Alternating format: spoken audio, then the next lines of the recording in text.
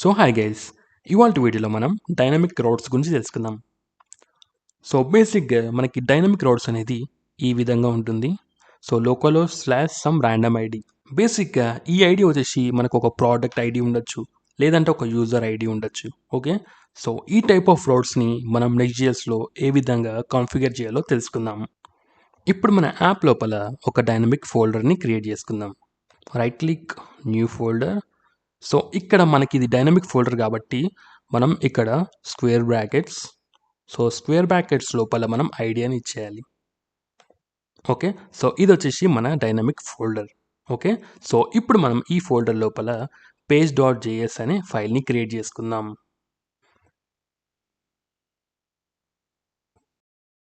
Okay, so ఇక్కడ export default, so ఇక్కడ నేను ర్యాండమ్ అని ఇచ్చేసాను. సో ఇప్పుడు మనం ఈ పేజ్ రెండర్ అవుతుందా లేదా అని చెక్ చేద్దాం. సో మీరు ఇక్కడ చూసినట్లయితే నాకు ఈ పేజ్ అనేది రెండర్ అవుతుంది. ఓకే, బట్ ఇప్పుడు మనం ఏం చేద్దామంటే ఈ ఐడిని మనం పుల్ చేద్దాం. ఓకే, సో వన్స్ మనం ఐడిని పుల్ చేశాక మన యూఐలో రెండర్ చేద్దాం.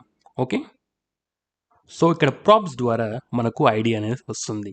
Props dot params dot ID save. So ఇప్పుడు మనం క్రోమ్కి వెళ్ళిపోదాం. సో మీరు ఇక్కడ చూడొచ్చు మనకు ఐడి అనేది రెండర్ అవుతుంది. ఓకే, సో ఇప్పుడు మనం ఇంకో ఐడిని ఇచ్చేద్దాం.